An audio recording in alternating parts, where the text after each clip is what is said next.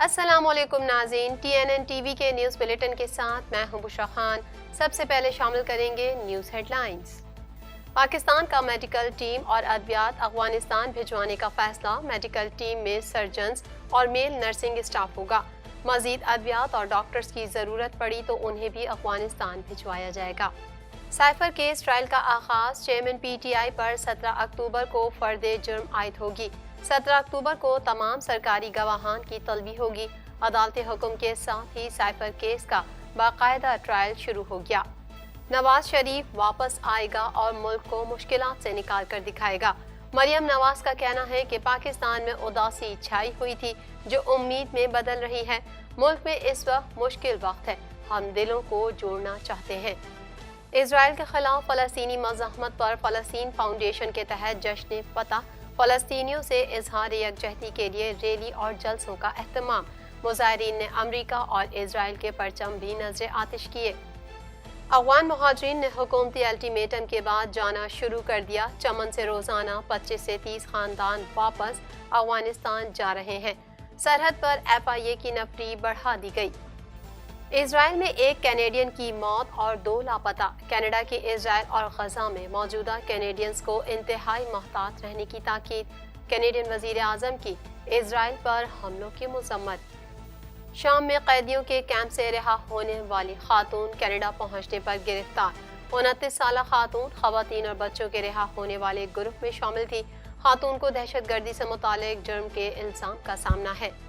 Canada میں مقیم افغان شہری زلزلہ متاثرین کی مدد کے لیے متحرک۔ افغانی کینیڈین شہریوں کا کہنا ہے کہ افغانستان میں اپنے بھائیوں کی مدد کے لیے پرعزم ہے۔ کینیڈین وزیر خارجہ کا کہنا ہے کہ کینیڈا افغان عوام کی حمایت کے لیے تیار ہے۔ حماس کے حملوں میں 700 اسرائیلی ہلاک۔ جوابی بمباری سے 480 فلسطینی شہید۔ امریکہ نے اسرائیل کی مدد کے لیے جنگی بحری بیڑا بھیجنے کا اعلان کر دیا۔ اسرائیل حماس جھڑپ۔ اقوام متحدہ کی سلامتی کونسل کا اجلاس بے نتیجہ ختم۔ افغانستان زلزلے سے اموات کی تعداد 2445 ہو گئی۔ افغان حکام کے مطابق زلزلے سے 1500 مکانات تباہ یا نقصان کا شکار ہوئے ہیں۔ ملبے سے مزید لوگوں کو نکالنے کے لیے سرچ اینڈ ریسکیو آپریشن جاری۔ ہیڈ لائنز آپ نے جانی اور اب شامل کریں گے خبروں کی تفصیل۔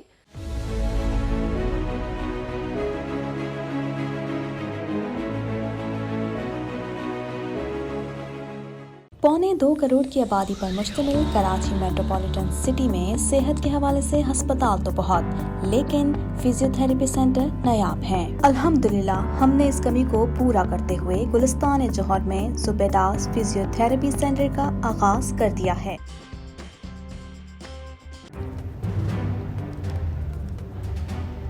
Islamic Finance TV, the only TV channel of the fastest growing Islamic economy in the world and the prime mover of Islamic finance news. Follow us on our social media handles and watch our reports and educational program at www.islamicfinancetv.com. For advertisement, please contact us at islamicfinancetv@gmail.com.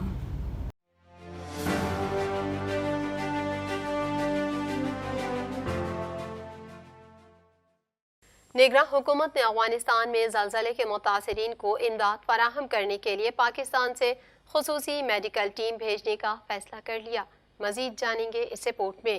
حکومت پاکستان نے 10 رکنی medical team اور ادویات افغانستان بھجوانے کا فیصلہ کر لیا۔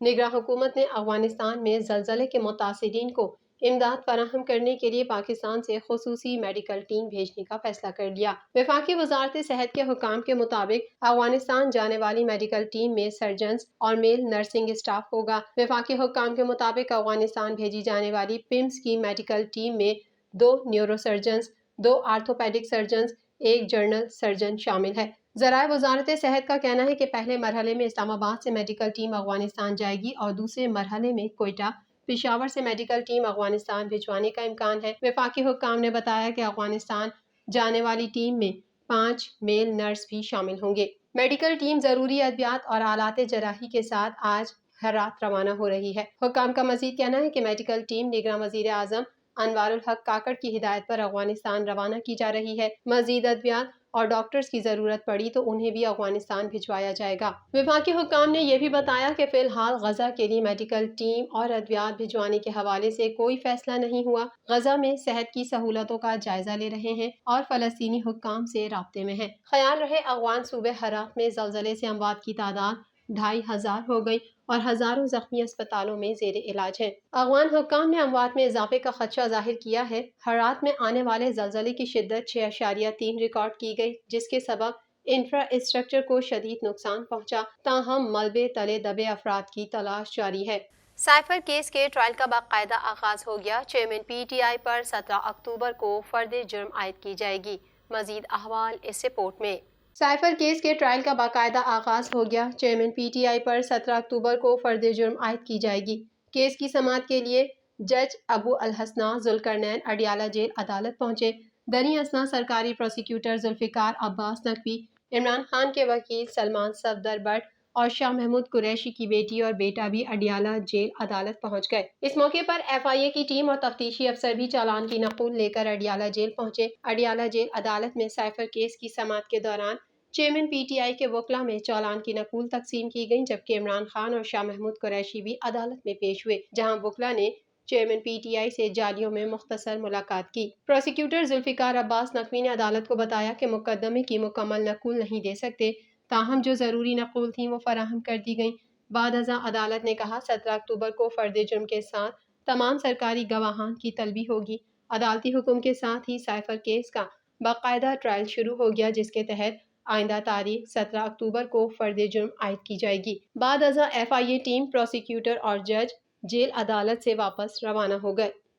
مسلم league نون کی چیف آرگنائزر مریم نواز کا کہنا ہے کہ نواز شریف کے بغیر ہمارا ملک اور عوام رل گئے ہیں۔ نواز شریف واپس آئے گا اور ملک کو مشکلات سے نکال کر دکھائے گا۔ مزید جانتے ہیں اس رپورٹ میں۔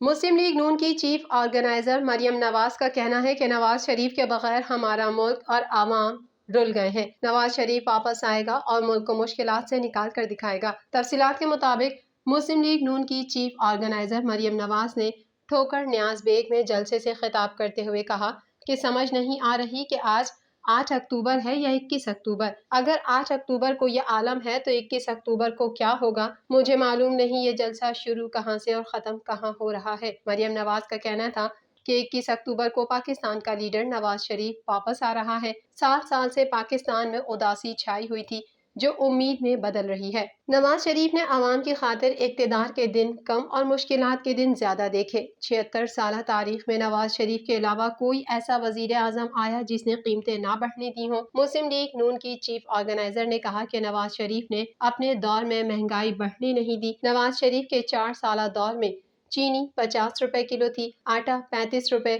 روٹی 5 روپے، ڈالر 105 روپے کا تھا۔ نون لیگی رہنما کا مزید کہنا تھا کہ جو ہمارا مذاق اڑاتے تھے آج ان پر برا وقت ہے، لیکن ہم مذاق نہیں اڑاتے۔ ملک میں اس وقت مشکل وقت ہے، ہم دلوں کو جوڑنا چاہتے ہیں۔ نواز شریف کے بغیر ہمارا ملک اور عوام رل گئے۔ آج عوام پریشانی کی حالت میں نواز شریف کو یاد کر رہے ہیں۔ قوم نواز شریف کا راستہ اس لیے دیکھ رہی ہے، وہ ہمیشہ ملک ٹھیک کر کے دکھاتا ہے۔ حماس کے اسرائیل کے خلاف حملے کی حمایت میں ملک بھر میں فلسطینیوں سے اظہار یکجہتی کے لیے ریلی اور جلسوں کا اہتمام کیا جا رہا ہے۔ مزید تفصیلات اس رپورٹ میں۔ حماس کے اسرائیل کے خلاف حملے کی حمایت میں ملک بھر میں فلسطینیوں سے اظہار یکجہتی کے لیے ریلی اور جلسوں کا اہتمام کیا جا رہا ہے۔ فلسطین فاؤنڈیشن پاکستان کی اپیل پر ملک بھر کی طرح کراچی پریس کلب کے سامنے اتوار کے روز فلسطینی مزاحمت کی غاصب اسرائیل کے مقابلے میں عظیم الشان کامیابی پر جشن فتح و مزاحمت کے عنوان سے مظاہرے کا انعقاد کیا گیا۔ فلسطینی مزاحمت سے یکجہتی کرنے کے لیے مظاہرے میں شہر بھر کی سیاسی و مذہبی قیادت، سول سوسائٹی اور این جی او سمیت طلباء و طالبات اور نوجوانوں کی بڑی تعداد شریک ہوئی۔ مظاہرین نے امریکہ اور اسرائیل کے پرچم بھی نذر آتش کیے۔ مقررین نے کہا کہ فلسطینی مزاحمت کی جانب سے اسرائیلی ناجائز قبضے کے خلاف طوفان الاقصی آپریشن کی کامیاب کارروائی پر فلسطینی قوم اور پوری مسلم امہ کو مبارکباد پیش کرتے ہیں۔ ہم فلسطینی مزاحمت کے ساتھ ہیں اور بھرپور حمایت کا اعلان کرتے ہیں۔ دوسری جانب مجلس وحدت المسلمین ضلع ملیر کراچی اور اہلیان جعفر طیار سوسائٹی کی جانب سے عظیم الشان جشن فتح مقامت اسلامی ریلی کا انعقاد کیا گیا، جس میں بڑی تعداد میں مرد و خواتین اور بچوں نے شرکت کی۔ ریلی مرکزی مسجد جعفر طیار سوسائٹی سے نادری اسکوائر تک نکالی گئی، جس میں شیعہ سنی مکتب فکر کے جید علماء کرام و مشائخ اعظام اور MWM کے مرکزی رہنماؤں نے شرکت کی۔ شرکا نے ہاتھوں میں بینرز، پلے کارڈز اور فلسطینی و پاکستانی پرچم اٹھا رکھے تھے۔ بینرز اور پلے کارڈز پر قائدین اسلامی کی تصاویر اور امریکہ اسرائیل کے خلاف اور فلسطینی عوام و مجاہدین کی حمایت میں نعرے درج تھے۔ فضا مسلسل امریکہ اور اسرائیل مرد آباد کے نعروں سے گونجتی رہی۔ آخر میں امریکہ اور اسرائیل کے پرچم نذر آتش کیے گئے اور فلسطینی عوام و مجاہدین کی تاریخی کامیابی کی خوشی میں شاندار آتش بازی کا مظاہرہ بھی کیا گیا۔ افغان مہاجرین نے حکومتی الٹیمیٹم کے بعد جانا شروع کر دیا۔ وفاق کے فیصلے پر اب تک تقریباً 48 خاندان منتقل ہو چکے ہیں۔ مزید احوال اس رپورٹ میں۔ افغان مہاجرین نے حکومتی الٹیمیٹم کے بعد جانا شروع کر دیا۔ وفاق کے فیصلے پر اب تک تقریباً 48 خاندان منتقل ہو چکے ہیں۔ وفاقی حکومت نے پاکستان میں غیر قانونی افغان مہاجرین کو 30 اکتوبر کی ڈیڈ لائن دی ہے۔ وفاق کے فیصلے پر اب تک تقریباً 48 خاندان منتقل ہو چکے ہیں۔ تفصیلات کے مطابق حکومتی الٹیمیٹم کے بعد غیر قانونی طور پر رہائش پذیر افغانیوں کی وطن واپسی کا سلسلہ جاری ہے۔ چمن سے روزانہ 25 سے 30 خاندان واپس افغانستان جا رہے ہیں۔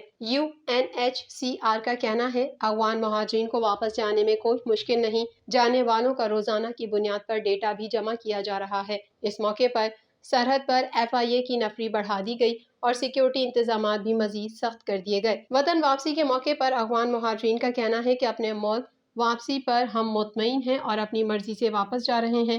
ہمارا یہاں پر گزرا وقت بہت اچھا تھا اور واپس جانا قسمت کا کھیل ہے۔ افغان مہاجرین نے مزید کہا کہ ہم چاہتے ہیں کہ افغانستان میں امن برقرار رہے اور دونوں ممالک میں ہم آہنگی پیدا ہو۔ پاکستانی حکومت نے کھلے دل سے ہمیں تسلیم کیا۔ ہم اس ملک میں 16 سال آباد رہے۔ حکومت کا فیصلہ خوشائند ہے اور اسی میں ہمارے لیے بہتری ہوگی۔ مزید خبریں بھی بلیٹن کا حصہ ہوں گی اس بریک کے بعد۔